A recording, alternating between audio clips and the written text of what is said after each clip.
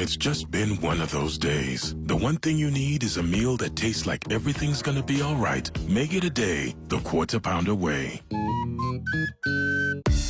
Hey there, don't lose your cool. Think of the Quarter Pounder. Beefy deliciousness to lift you up. Making it a day with the Quarter Pounder way with McDonald's, and we have Nikki from the Joyride Traffic Reader. Nikki, how are you? I'm great, Japes. How are you? I'm alive. I am very alive, as you can see. Love it. Now, for those who don't know, who is Nikki outside of the Joyride?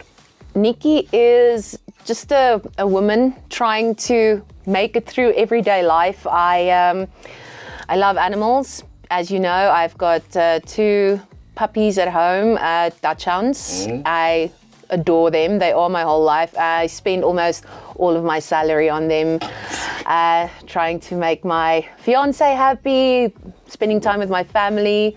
That's who Nikki is. So you make your fiance happy with the dogs. Talking about your love for animals, you just mentioned it. Tell me about your 2 little puppies. Well, the oldest one is like 1 year and 6 months old now, and his name is Boboji. So his name is Boboji, so for short it's Bob. When he gets older, it's going to be Uncle Bob. And when we feel vibey a certain day, we're like, what's up, G? Okay. And So then... just to jump in there, so you're going to name your dog Robert Mugabe when he's older. Anyway, moving on. Uncle Bob. I didn't think of that. Okay, and the youngest one, he's only about 3 months old now. His name is Paparu, kind of like kangaroo Paparu, because he wants to be like close to your body the whole time. So I keep him in my hoodies pouch or up here, zip him closed, and he's a sweetie pie, although he's chewing absolutely everything that I give him. Tot niet That's gedaan. why he probably should live outside. No, Japes, Okay, you can't. that's He's not my gonna- baby. Okay, cool. I mean, babies can live outside, but it's fine. We're going to move on from there. When was the first time you actually fell in love with animals? When you decided, I am going to give myself a pet? Well, I suppose it's because my mom raised us with pets. We always had a dog in the house, and my sister also rescued a bunch of street animals all the time. So they just came to our house after a while. A dog, especially a dog for me, is unconditional love. It doesn't matter how much money you make or what house you live in, they love you always.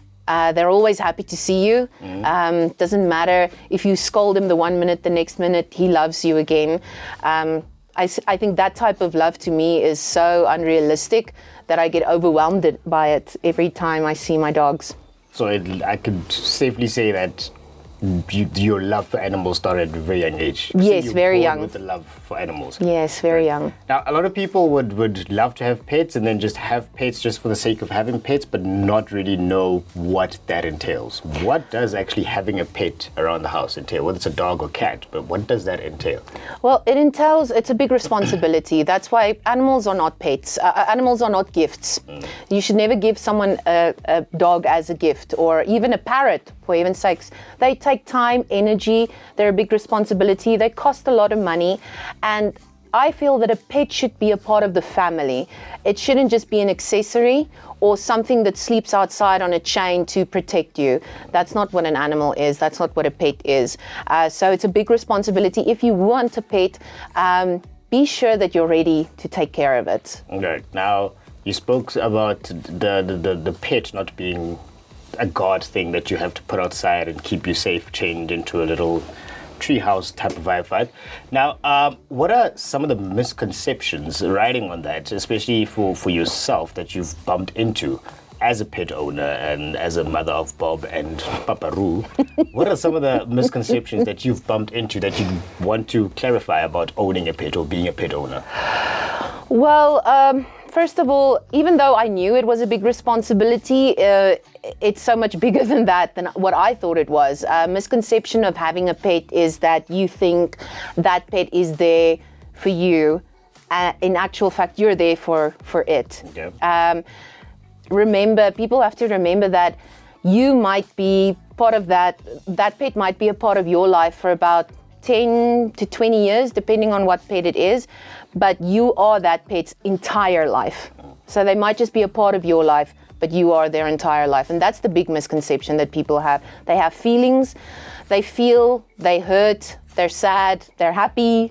So yeah, people should give more attention to that factor. How does Bob and Paparu, how do they inspire you on the daily? Like, is there any inspiration you get from them? Or is it like, my dog's carry child, and then you move on? No, they do inspire me to make more money because they're so expensive. I'm thinking of a side hustle, man, because it's the vet visits, it's the expensive food because you have to get them the good food.